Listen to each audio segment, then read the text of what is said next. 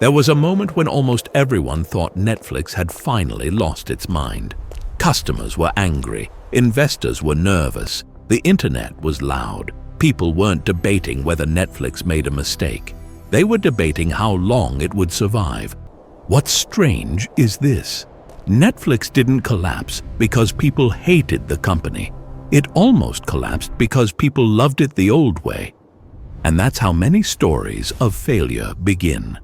Not with bad intentions, but with a decision that feels right and wrong at the same time. This is one of those business failure stories that only makes sense after you survive it. Before the criticism, before the headlines, Netflix was doing something simple. It was solving a small, annoying problem. Late fees, people hated them. Netflix removed them. That one idea was enough to build trust, enough to build loyalty, enough to build a following. But here's the thing about early success. It makes you comfortable. Netflix started as a DVD company. Mail-in DVDs. Simple, predictable, profitable. Customers understood it. The business understood it. The model worked. And when something works, the pressure to change disappears. But the world doesn't stop just because you're comfortable. Technology was changing. Internet speeds were improving. People's expectations were shifting. Netflix saw something coming long before most people did. And that's where the tension begins. Netflix made a decision that felt unnecessary. They decided to separate their DVD business from streaming. To customers, it felt like betrayal. To outsiders, it felt greedy. To critics, it felt stupid. Prices changed, plans changed, communication failed, and the backlash came fast.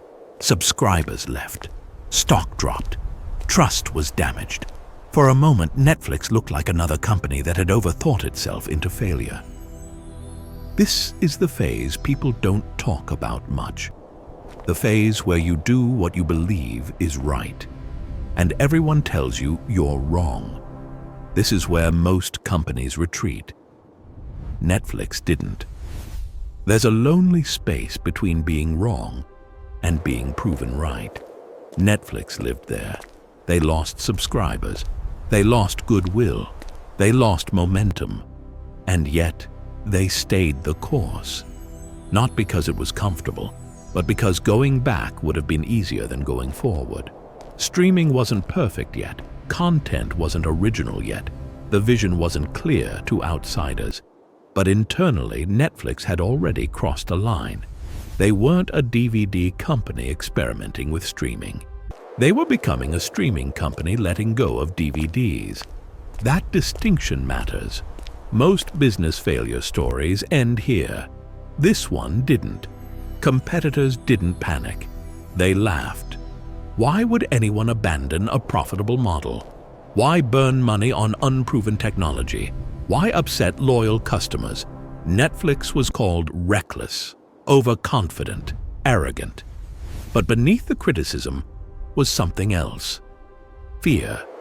Because Netflix wasn't just changing itself, it was challenging how the entire industry worked. And industries don't like being challenged. Netflix didn't respond with noise. They didn't argue online. They didn't reverse the decision. They built.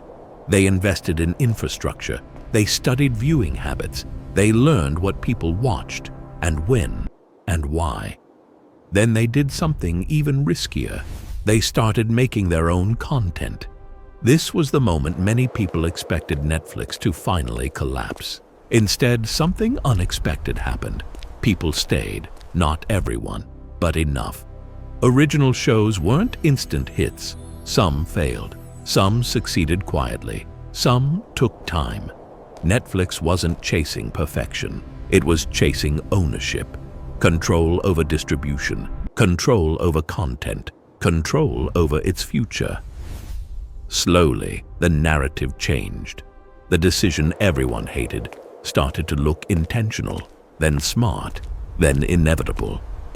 There's a moment in every long struggle where the noise fades. Not because critics disappear, but because progress becomes undeniable. Netflix reached that moment. Subscriber growth returned, engagement increased, the model stabilized. What once felt like a reckless gamble became the foundation of an empire. But here's the part most people misunderstand. Netflix didn't win because the decision was perfect. It won because it endured the backlash long enough for the decision to work. This isn't just a Netflix story, it's a human story. Most people quit during the phase where results disappear but effort remains. Most people retreat when validation is gone. Netflix didn't. And that's why this decision worked. Not because it was loved, but because it was survived. Today, Netflix is everywhere, but its most important moment wasn't success. It was persistence. It was choosing a future that didn't exist yet and walking toward it alone. That's why this isn't just a business success story. It's a reminder. Sometimes the path forward looks like failure at first. Sometimes the decision everyone hates is the one that saves you. If you're in a season where people don't understand your choices, where progress feels invisible, where the criticism is louder than the results, remember this: Netflix was once written off, and the only thing that separated failure from success was the willingness to keep walking. If this story feels familiar, subscribe to walk through it. You're not alone on this path.